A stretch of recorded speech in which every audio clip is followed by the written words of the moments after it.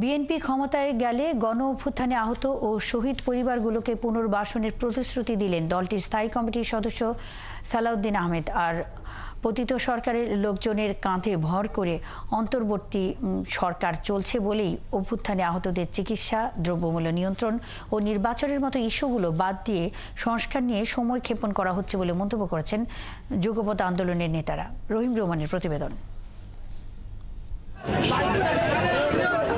গণ অভ্যুত্থানে আহতদের সুচিকিৎসা, ক্ষতিপূরণ ও পুনর্বাসনের দাবিতে বুধবার থেকে আন্দোলনে নেমেছেন শিক্ষার্থীরা।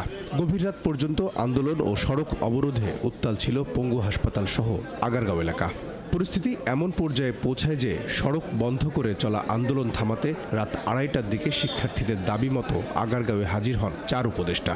চিকিৎসার অনেক ধরনের সমস্যা হয়েছে আপনাদের, এগুলো আমরা সব সময় দেখছি। এমন পরিস্থিতিতে সকালে আহত ও শহীদ পরিবারগুলোর পাশে দাঁড়াতে পঙ্গু হাসপাতালে যায় বিএনপির একটি প্রতিনিধি দল।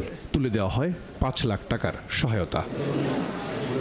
পরে দলের স্থায়ী কমিটির সদস্য সালাহ উদ্দিন আহমেদ প্রতিশ্রুতি দেন, বিএনপি রাষ্ট্র ক্ষমতায় গেলে গণ অভ্যুত্থানে আহত ও শহীদ পরিবারগুলোর পুনর্বাসনের দায়িত্ব নেবে। দেশ পরিচালনার দায়িত্ব পাই তখন অবশ্যই সকল আহত এবং সকল শহীদদের পরিবারের সাথে আমরা বসে তাদের প্রত্যেকের জন্য যেভাবে পুনর্বাসন করা দরকার, চিকিৎসা করা দরকার, সেই ব্যবস্থা আমরা নেব।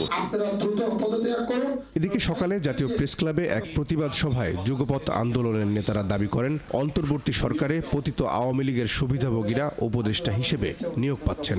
ধৈর্য তো ধরে আছে, কিন্তু ধৈর্য ধরার মধ্যে আপনি বলতেছেন নির্বাচন পিছাবেন, সেটাও সবাই মেনে নিছে, কিন্তু যেগুলো বেসিক নিড, অতীব জরুরি, সেগুলো তো আপনি দিতে পারছেন না। নির্বাচন কমিশনের কোনো অ্যাক্টিভিটিস আমরা দেখছি না, কোথায় যেন হারিয়ে গেছে। কখন আবে কমিশন নিয়োগ করবেন, তারপরে কখন ভোটার লিস্ট করবেন। সভায় নাগরিক ঐক্যের সভাপতি মাহমুদুর রহমান মান্না প্রশ্ন রাখ, পতিত সরকারের মতো অন্তর্বর্তী সরকারও ভারতের প্রেসক্রিপশনে উপদেষ্টা নিয়োগ করছে কিনা। এত বড় অভ্যুত্থান, এত রক্তদান, কতগুলো বছর ধরে সংগ্রাম, তারপরে যে বিজয়টা হলো, বিজয়ের পরে এমনিতেই সরকারকে আমি খুব দ্বিধান্বিত দেখি। এই দুজন মানুষ বিশেষ করে কি করে আসলো উপদেষ্টা পরিষদে, কার পছন্দ, কে তাদের নাম প্রথম বললেন। বক্তারা অভিযোগ করেন, আহতদের চিকিৎসা, দ্রব্যমূল্য নিয়ন্ত্রণ ও নির্বাচনের মতো গুরুত্বপূর্ণ ইস্যু বাদ দিয়ে সংস্কারের দোহাই দিয়ে সময় ক্ষেপণ করছে বর্তমান সরকার। এর জন্য আপনাদের দায়িত্বটা হয় নাই। রহিম রুমন, 71, ঢাকা।